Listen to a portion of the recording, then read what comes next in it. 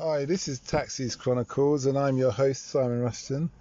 I just want to talk about my experience on the weekend of picking up mainly drunk men between the hours of 4:30 to 6:37 a.m.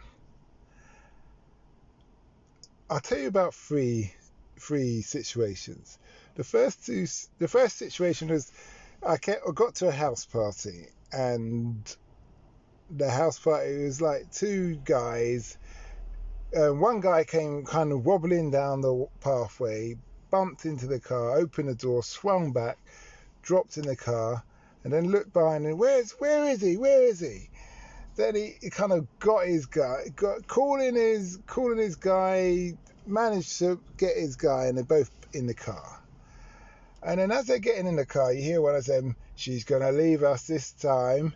The other one goes, "Well, your wife will, but my wife." He said, "No, your wife will leave you as well." And he goes, "I know, she probably will, but don't worry, we have each other." And then the whole ride was about wives leaving them, and they messed up this time, they shouldn't have drunk this much, and all these kind of things.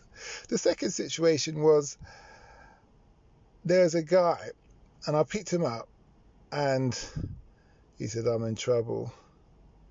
She's going to leave me this time. I know she is. I know it. She's going to leave me." But he wasn't so jolly at all. He was like really seriously looking down. And he said, "It's not my fault. My phone died. I lost my phone," he said. And I said to him, well, we had pulled up to his house. He's quite a wealthy guy. There's, let's say, from the pavement is like 80 meters drive to his house. So it's a long stretch. He lives in some wealthy part of town, going Purley. And he opened the door, and he didn't want to get out of the car. He was looking to his right at his house, at the drive, as if it was like he was being marched to death row to be executed. And so I said to him, "Well, if you lost your phone, how did you call me as a taxi driver?" And he said, well, my friend called you on his app." And I said, "Yeah, well, didn't you think to give your wife a call to tell her you're going to be out all night as well as all day?"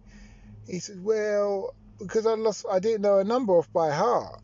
I thought, well, that's not really, that's not something I'd tell your wife, but, do you think even to pass by the house, yeah, and tell your wife that you're going to be out late that night?" And he goes, "No, well, we was having a good time, and we was at the football and rugby, and one thing led to another, and, is here now." So I said, "Don't go in, mate. Go in. She surely understands." Now, he was really nervous. He was really, really nervous. And he kind of walked off with his head down, kind of virtually dragging his feet like a child who doesn't want to go do something. And then I've never seen him again. Not in that sense, but I've never picked him up again. And today, I picked up another guy, and he was in the park with his mates. Excuse me.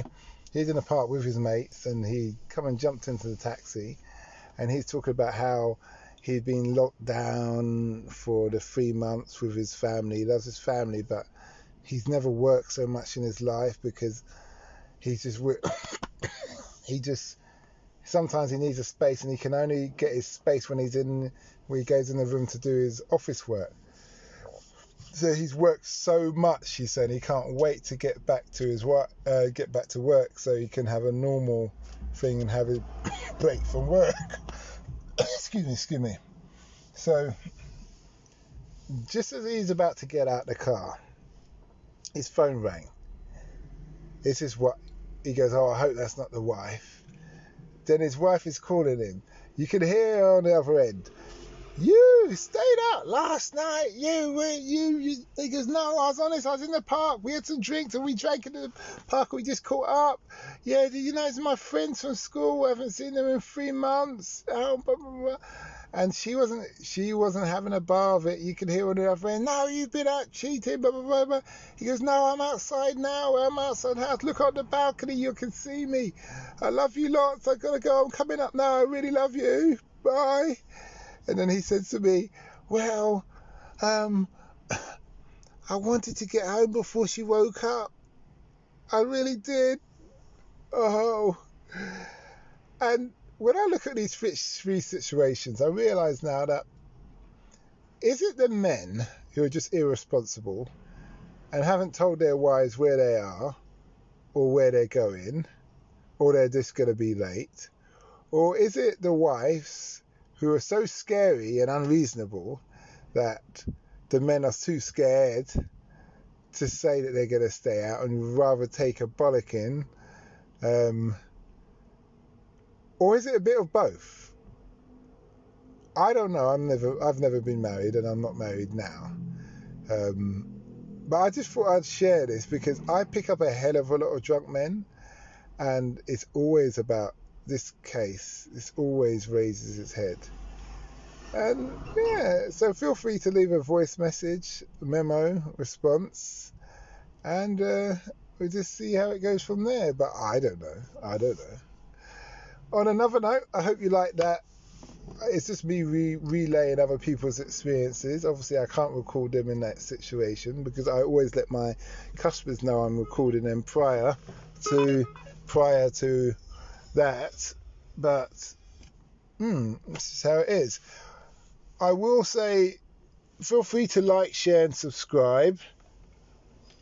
Do not forget that we've got our sister podcast, which is Africa Investing Stories, where you've got real investors talk about real experiences of investing in Africa and what it's like, the good, the bad, and the ugly. Keep it in mind, Africa has the 7 fastest growing economies in the world, which is the future place to be. Thus, there's a rush for all the Western countries in the world, from China to America to Europe, obviously, who's always been there, always all trying to get a foothold there. So you hear the investor's point of view, and for those who maybe want to invest, have some surplus money, you can invest. Apart from that, have a good day.